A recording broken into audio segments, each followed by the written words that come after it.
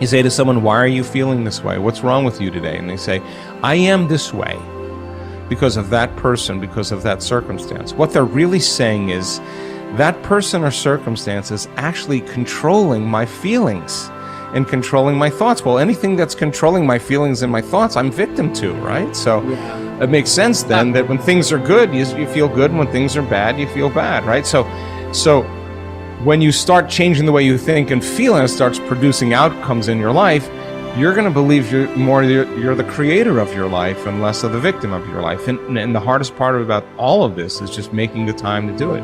If you're not even peaceful, there is nothing in your life that you can do in a worthwhile way. To be peaceful essentially means this, that you're not messing your mind. To be peaceful means that your system is at ease. You know how to conduct your mind, you know how to conduct your emotions, your body and your energies. You are peaceful. If you change the picture in your mind, you change the chemistry, you change the fate. So I'll give an example. If I have a picture of love in my mind, the brain releases complementary chemistry, dopamine, pleasure, oxytocin, bond with your loved one, growth hormone, which does exactly what it says. It enhances your growth, and that's why when people fall in love, the chemistry of the brain going into the blood, the culture medium, enhances vitality. People glow when they fall in love. People are healthy when they fall in love. It's not an accident, it's the chemistry of your culture medium. But now I say, but wait, what if I have a picture of fear? I go, oh, well, love chemistry doesn't come out when fear is in the picture. The brain releases stress hormones and factors that affect the immune system and growth of the system. And I go, oh my goodness. I say, why is it relevant? Changing my thought changes my chemistry. The chemistry adjusts my biology.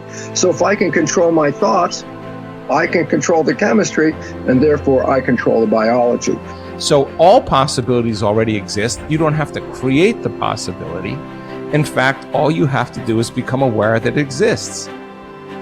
The moment you do that, you're changing the thought and you're producing a different frequency. Now, if the person is astute enough to feel the frequency of the thought in the quantum and not wait for the experience to happen, but the thought of abundance would produce the feeling of abundance. Tell guilt, shame, the past, I've changed my mind.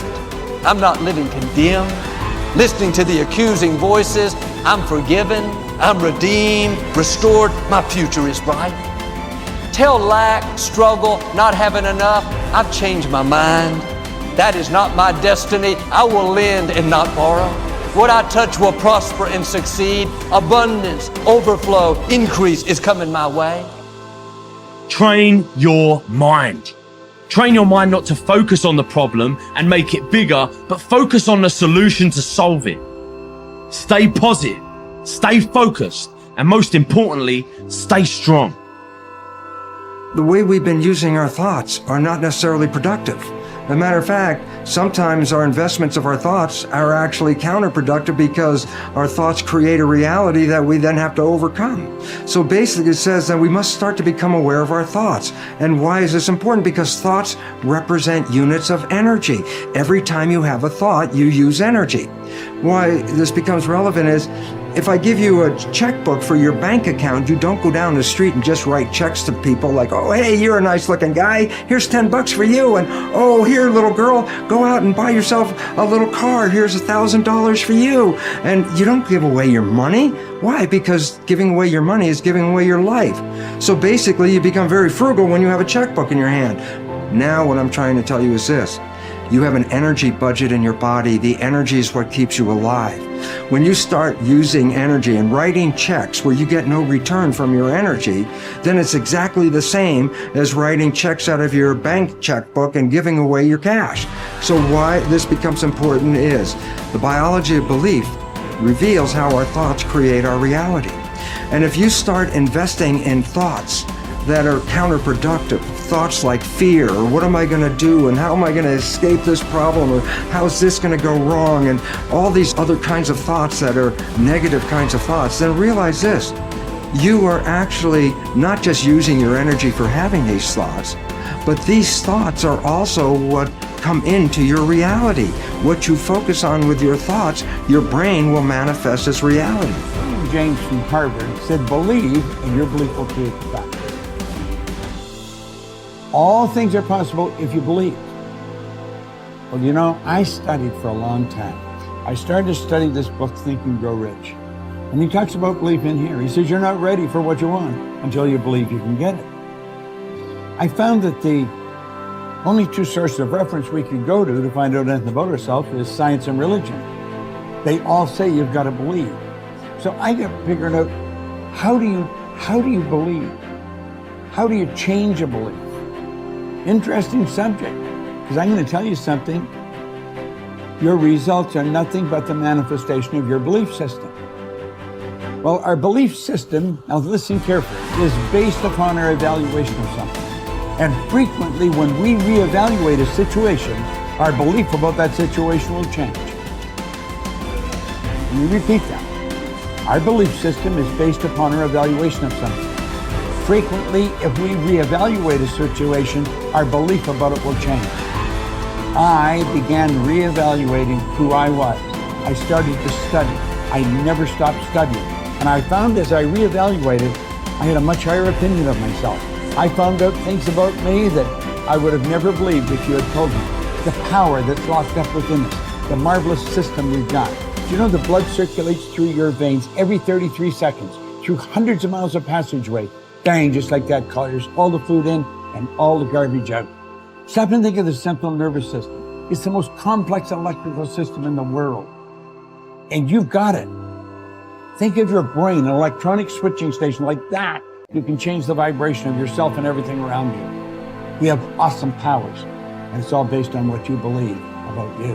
Nothing is so embarrassing as watching someone do something that you said could not be done. People who embrace possibility thinking are capable of accomplishing tasks that seem impossible because they believe in solutions.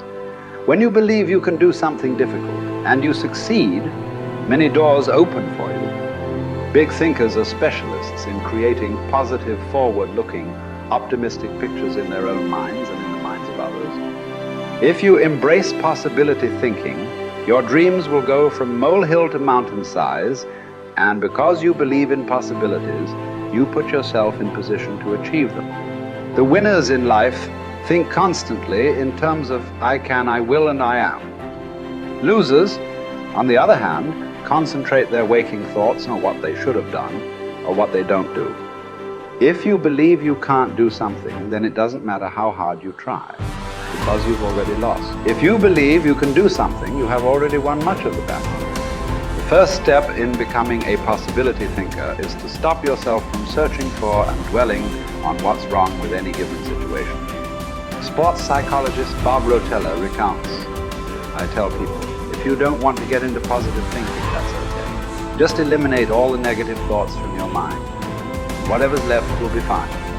If possibility thinking is new to you, you're going to have to give yourself a lot of coaching to eliminate some of the negative self-talk you may hear in your head. When you automatically start listing all the things that can go wrong or all the reasons something can't be done, stop yourself and say, don't go there. Then ask what's right about this. That will help to get you started. And if negativity is a really big problem for you and pessimistic things come out of your mouth before you've even thought them through, you may need to enlist the aid of a friend or family member to alert you every time you utter negative ideas. One of the best ways to cultivate a possibility mindset is to prompt yourself to dream one size bigger than you normally do. Let's face it, most people dream too small. They don't think big enough. Henry Curtis advises, make your plans as fantastic as you like, because 25 years from now, they will seem mediocre. Make your plans 10 times as great as you first planned, and 25 years from now, you will wonder why you did not make them 50 times as great. If you push yourself to dream more expansively, to imagine your organization one size bigger, to make your goals at least a step beyond what makes you comfortable, you will be forced to grow. And it will set you up to believe in greater possibilities. Most people want their lives to keep improving, yet they value peace and stability at the same time. People often forget that you can't improve and still stay the same. Growth means change. Change requires challenging the status quo. If you want greater possibilities, you can't settle for what you have now. When you become a possibility thinker, you will face many people who will want you to give up your dreams and embrace the status quo. Achievers refuse to accept the status quo.